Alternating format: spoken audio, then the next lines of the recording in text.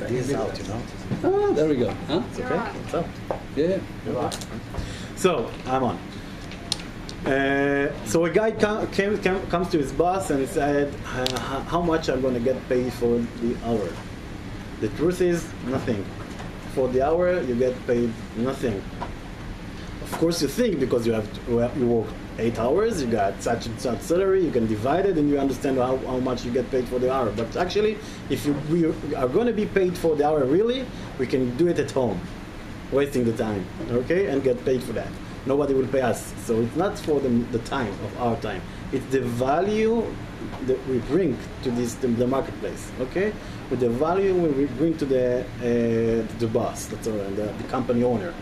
As much as our value is increased, so the more money we get. And sometimes people, when they think of being paid for the hour, how much can they increase their payment? You know, sell the hour for $8 and then sell it for $16, and you got a limit and you got a limit of 24 hours a day to sell, right? You can increase it more than that, but your value can be increased double, fourth, whatever you want. Because I know people that start with some salary and doubled it within the years, and then even make it full time, and then being the boss of their company and get all of the value, because they bring a lot of value to the marketplace. This is what you get paid for. So if you want to invest on something to being rich, you have to invest in the most important asset you have, which means yourselves.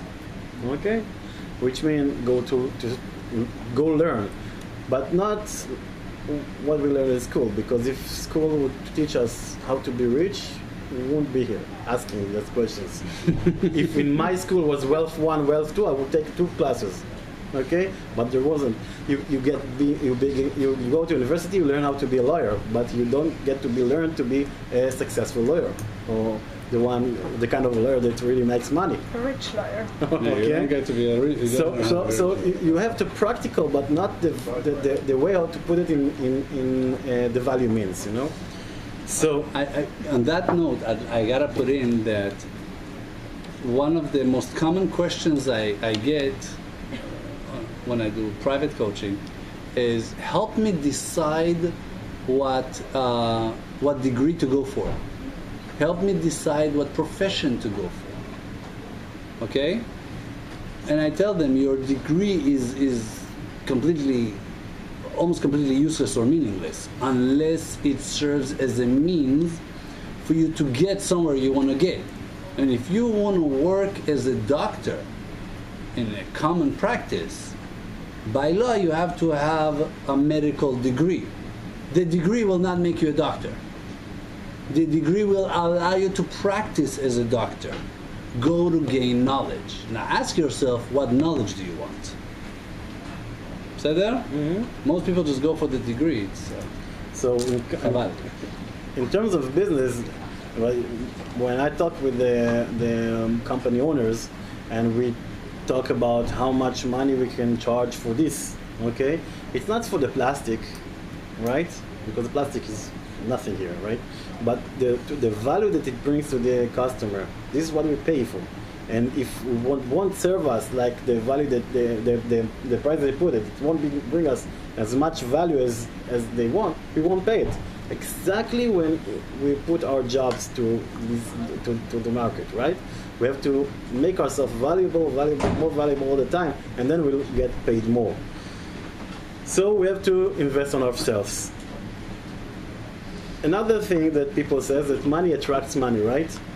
Usually when we say that, when a rich girl gets married with a rich boy and said, you say how money can attract money? Of course, money marry money, money goes to money. Well, it's true. It's true, but we can use it ourselves too. People who are rich understand that. This is why they use it. Money really attracts money. I don't know why. I really don't know why. I'm not asking if and why. Sometimes people ask why where they don't need to ask why. Like, Why the sun always comes in the east? Well, it's set up like that way. If you want to change it, build another world of yourself. This is how God created it, all right? So sometimes don't ask why. Money attracts money. When somebody gets money, eventually you're going to get more and more and more of it. When he spends more of it, when he loses money, you're going to lose a lot of money, and you're going to lose everything. So we have to pile up our money first to attract money. Money attracts money. It calls his friends all the time. Okay, you don't want to be alone. So what we need to do, rich people think of piling their money, really, to put it together and pile it. Sometimes people think that to save money, right? Thank you. To save money is something that poor people do. No, saving money for a rainy day or something like this. Rich people save money, but not for rainy days. They save money for saving money. That's it. They save money to put in the attraction. The law of attraction of money attracts money. So they start piling the money. As when you have more money, it attracts more money. You have a lot of money, attracts a lot of money. But you have to start with something, small amount of money to start with. People tell me, how much do I need to save to start attracting money? I said, whatever you can. I said, there is a small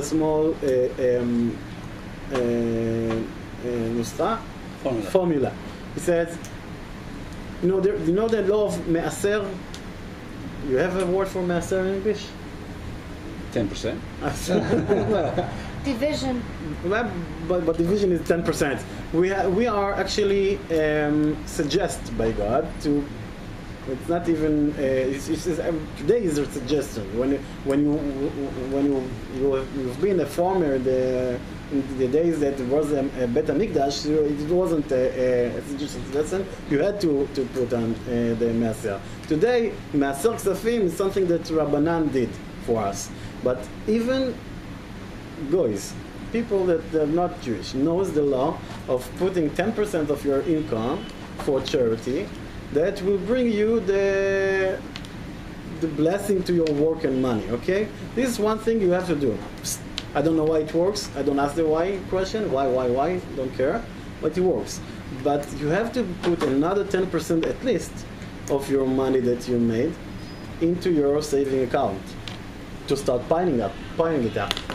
You have to know how to live of 80% of what you earn. In Israel, most of the people lives out of to 100% of what they earn.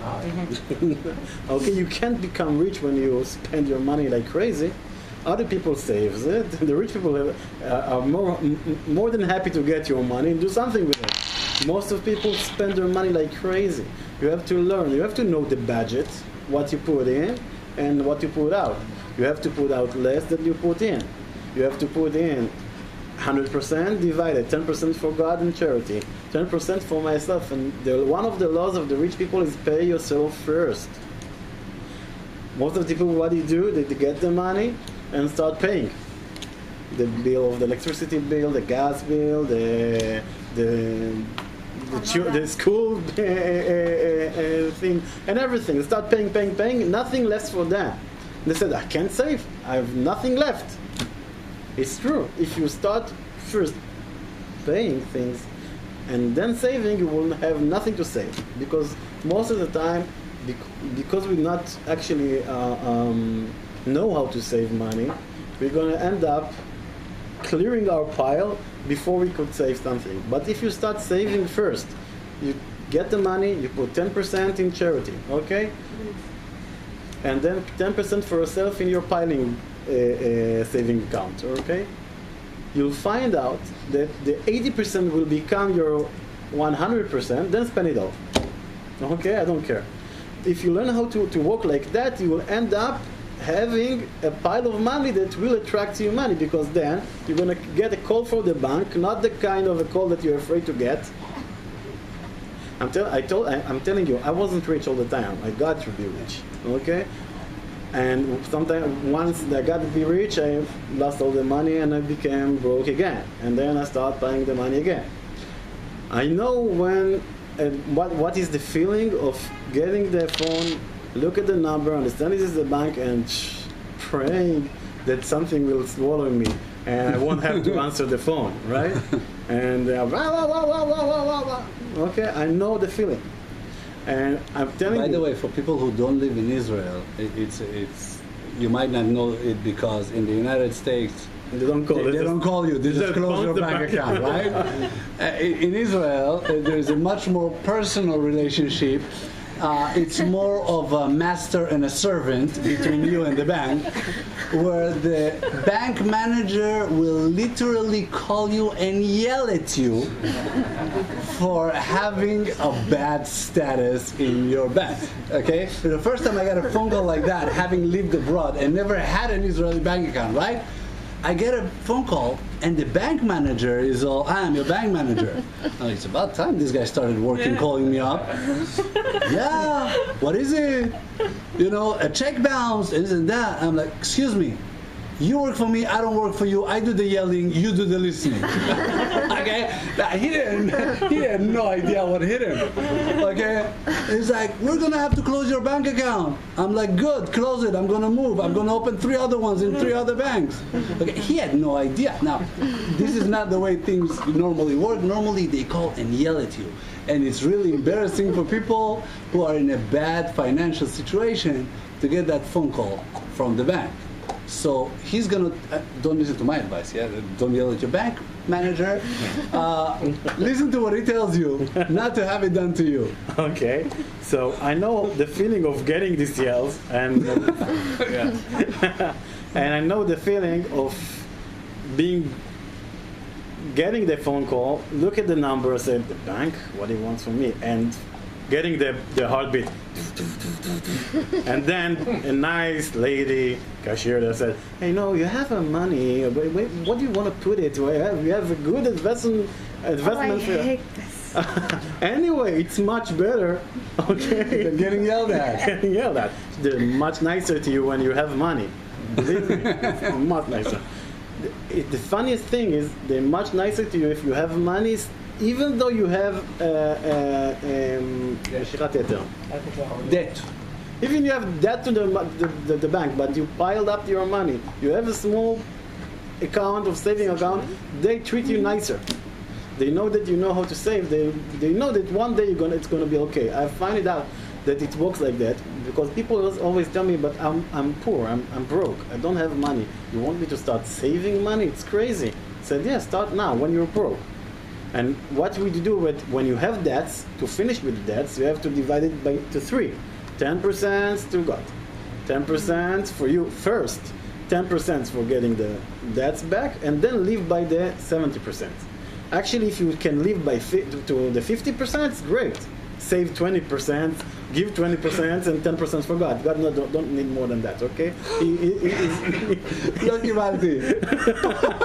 No, I mean, he's managing it. Okay. There, if you want to be very, very, very good with God, give him 20%. But if you can save 50% of everything you earn, it's the greatest. Okay, people know how to do that. This is how they can become rich. They save 50% of what they earn and live by the rest of the 50%. But you have to get there. If you want to start getting there, if you can put 10%, put 2%. Okay, start with 2%. To put 2 shekels in the side. I don't care. Start with 2 shekels, 20 shekels. Aside, right? Start with this. I'm not kidding. If you put this aside every week, let's say, you're gonna end up in the end of the year having a lot of money in your pig. So start saving money is the first way to being rich, and you have to learn how much I put out. Rich people are not cheap. It's not. We have to. Sometimes people love to laugh at them and say, cheap people. This is why they're rich. They're not cheap. They just know the value of money. They know if let's say the money is a servant. Okay, this servant will actually bring me more money. Okay, I want him to be with me or to send him free. Very simple answer, right? I want to be stay with me and bring more of your friends, right? So rich people understand that before they take the money and give it to him, that the money will work for him. They say, no. First of all, I want to see if I really, really want to release it. Okay, and I don't want to release all of my slaves at once. No, let's release some of them and leave some slaves to work for me. For me. So you have to make the money be your slave, not your slave for the money. And most of the people are being slaved by the money, by their money, because what they do, they just throw it out. So you have to know what is your expenses. You have to so. When I do programs with people sometimes, and I ask them what do you spend in a month with the family or even if a company, sometimes they don't know. They think they know. I say, okay, give me an accurate sum. Spend out 15,000 shekels a month. I say, right, okay. Now we're gonna do a test. They take notes of every shekel they put out in this month, and we get to another meeting next month and see how much they really spend out.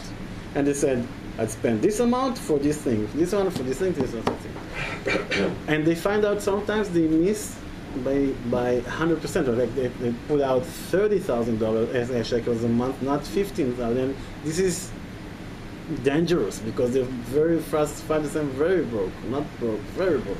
Mm-hmm. And they don't know what hit them, themselves. Okay, so you have to know what you put out, and then you have to start thinking, what would I want to? How can I put in more money, bringing more value to the marketplace, being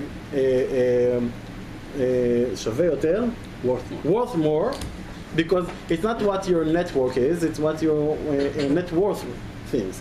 Okay, if you're worth more, you're gonna get paid more. So make yourself worth more. If it's learning something, learn it.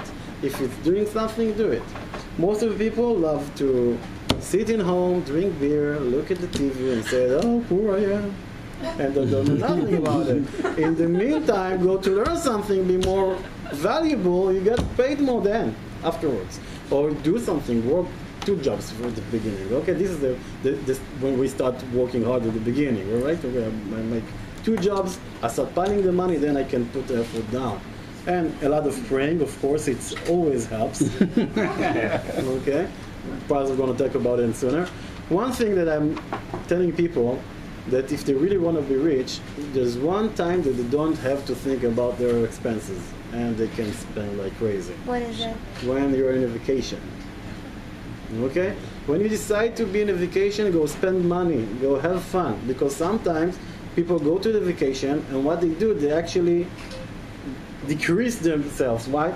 Because they I won't buy this drink because it costs too much. I make sandwiches in the room or in the dining room of the hotel to take it to the whole day, or stuff like this. This stuff is really not good because it's not shefa. It's not shefa thinking. It limits your mind. It more than compartmentizes it. It cuts your wings off. Okay. It narrows your thought.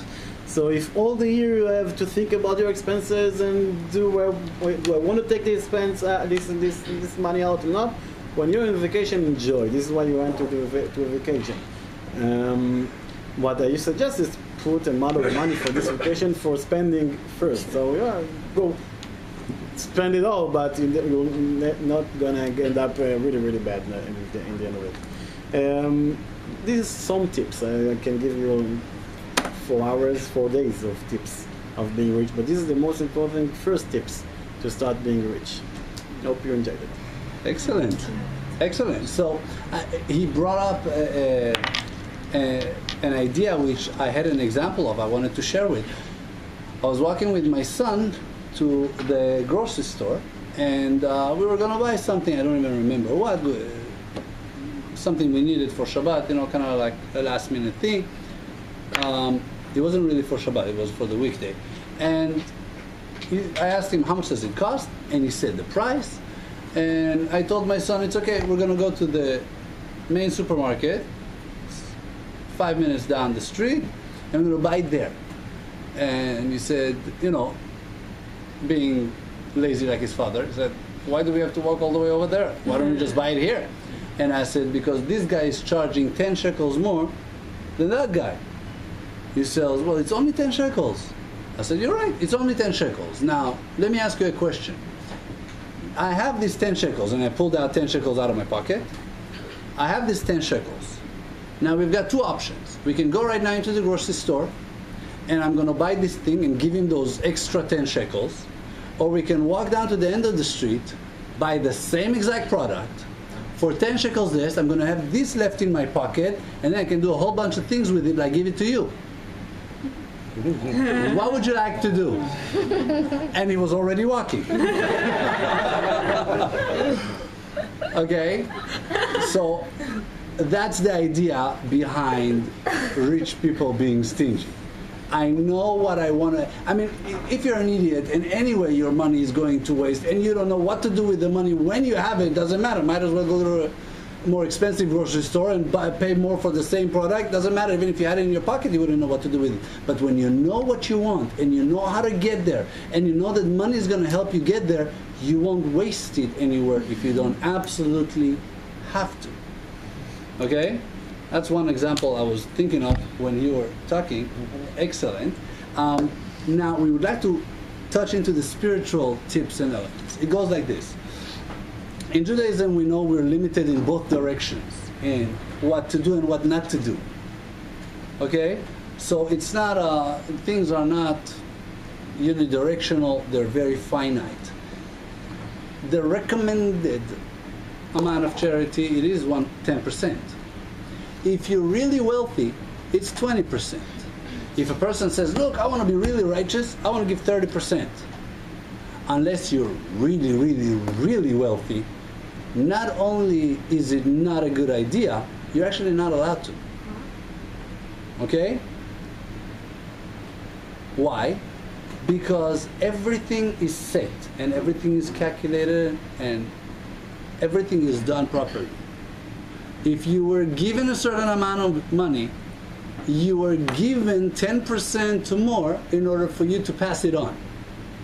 If you're really rich, or you would like to become rich, you're given 20% more. You weren't given 30% more. Okay? Now, what do I mean if you want to become rich? We're not allowed to test God. I cannot say, hey, God, if you really exist, I don't know what, find me a parking spot. You know the joke about the guy who was looking for a parking spot? He said, God, please, find me a parking spot. You know, I really need Here one. in Tel If Aviv. you will find me a parking spot, I will go to synagogue on Shabbat. I will. And as he's talking, this guy pulls out, he says, it's okay, God, I manage. I'm good. You know? We don't get to test God out.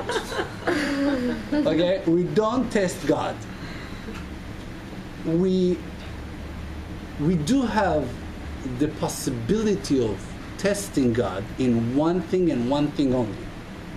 If you really must test God, you give, and you can say it out loud, and you need to say it out loud if you're testing God. You say, I am giving 20% of my income to the proper charities. You need to do it properly in order to test God. You can't just do whatever you want and say, I'm testing God.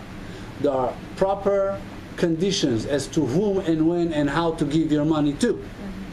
Say there? The Association to Save the Dolphins is not going to be a way to... Thank you. Okay?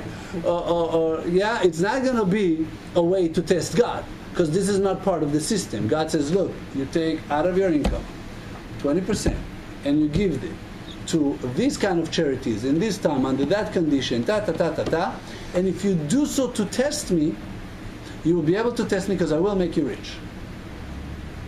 Is giving it to the government in the form of tax count? Absolutely not. Okay? To give it to the government in the form of tax is something you have to do by Jewish law as well as by government law. Yes, it's by Jewish law as well. You have to pay your taxes. Nothing to do with charity. Say there? We're on the same page. You know, feeding the kids in Africa.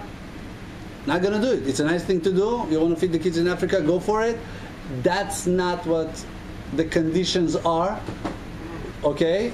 when you give either your 10%, even if you don't want to test God, you want to give 10% to charity, you want in the sky to be written, this nice person give 10% to charity, you need to know what's the heaven's definition of charity in order to have them write down for you, he gave 10% to charity. You do not decide what's charity for you and expect them to write down that you gave 10% for charity.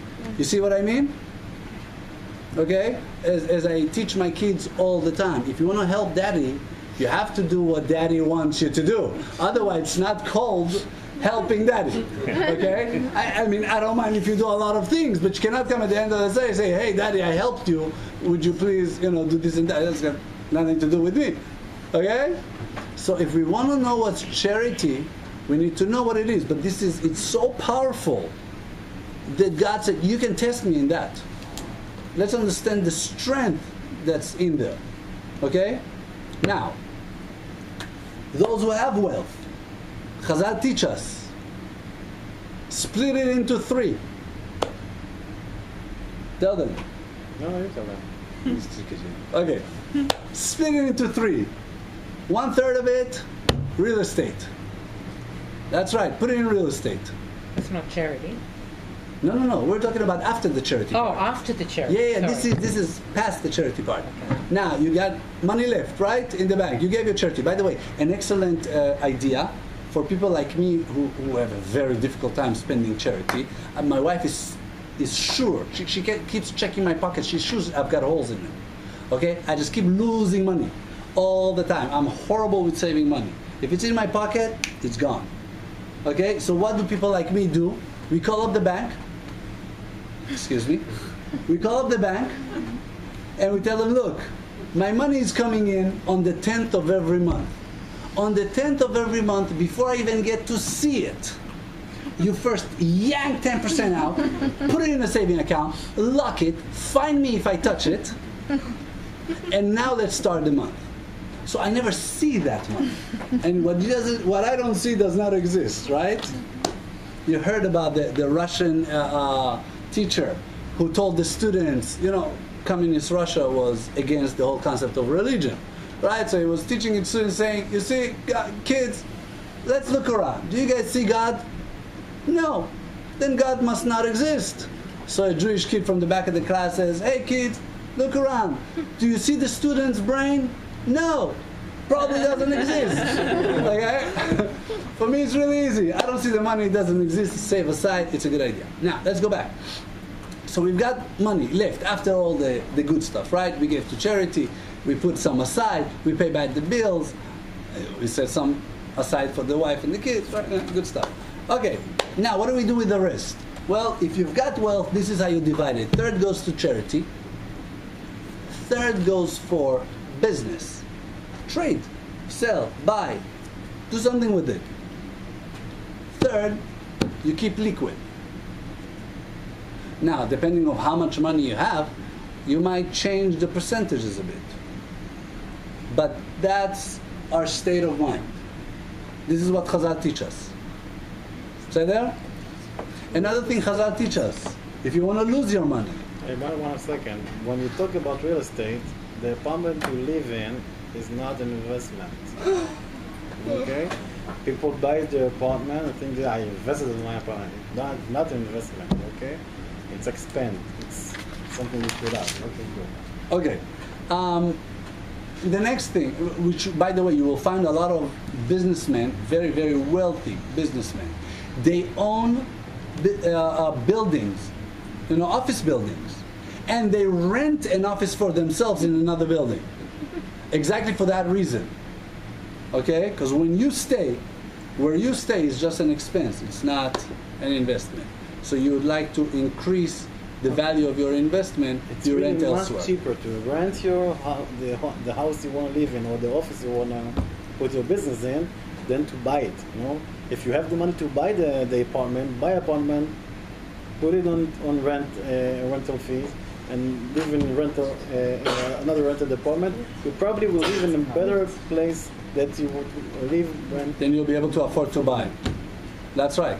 Now, let's take it a step further regarding how to lose money. How does one lose money?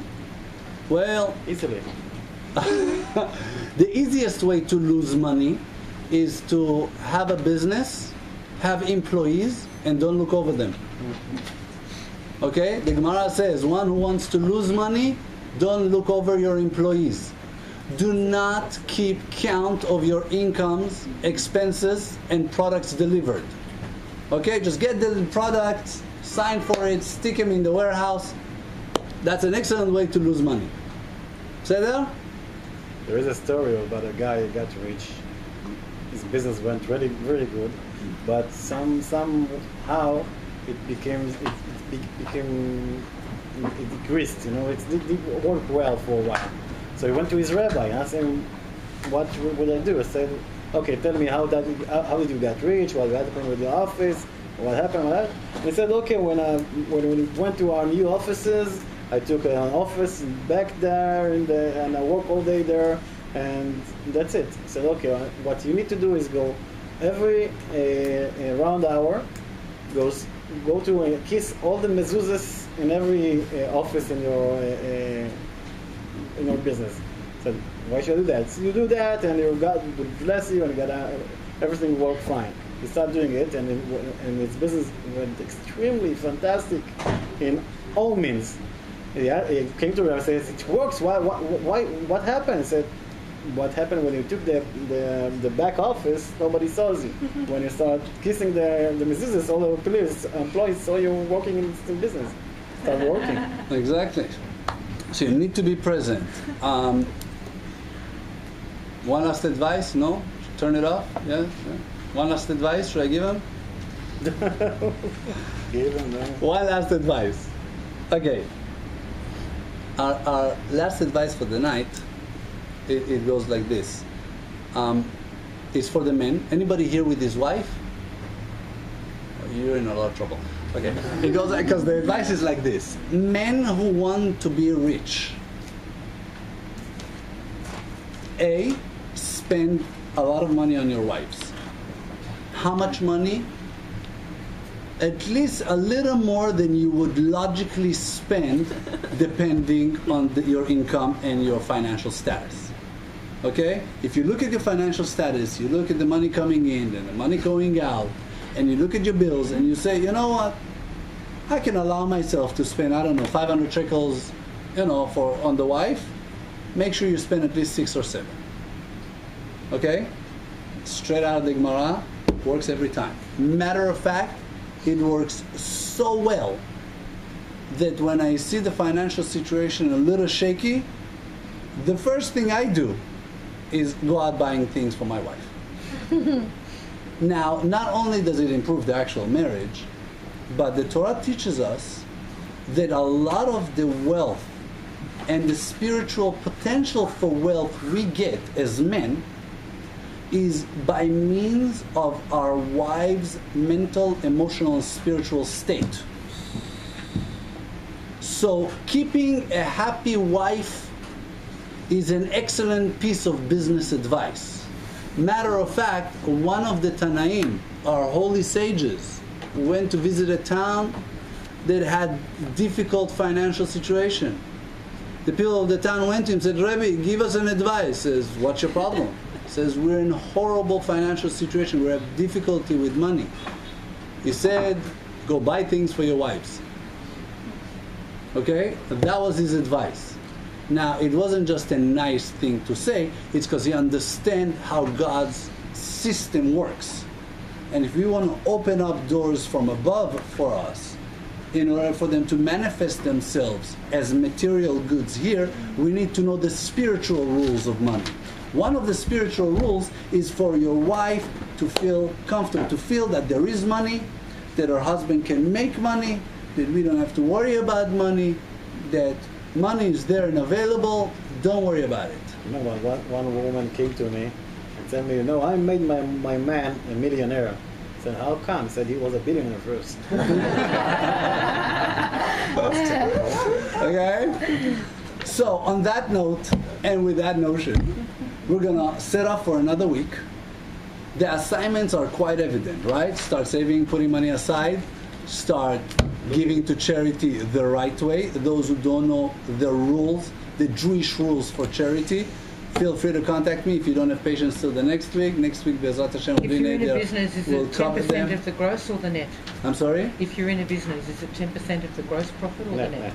net. Net? Net profit. How much? The net profit of the business, not your net profit. I mean, if you have expenses, we don't take those into account. We take account the business's expenses. Okay? And go out, and if you're married, spend money on your wives. If you're not married, get married and spend money on your wives. Or I don't think it works the other way around. Continue the assignments from last week. And the most important assignment, next week when you come, bring your friends and family with you. We will see you, Be'ezrat Hashem, next week. The link should be up on YouTube again and on Facebook. My phone number is available to those who have it, and those who don't can get it from me. And my email address. I don't use my Facebook page. I do have one because they open one for me. The Facebook page. Tzachi is right there to give you the info for the Facebook page for the place. And we're looking forward to see you guys next week, 8:30 sharp. Thank you very much. Thank you.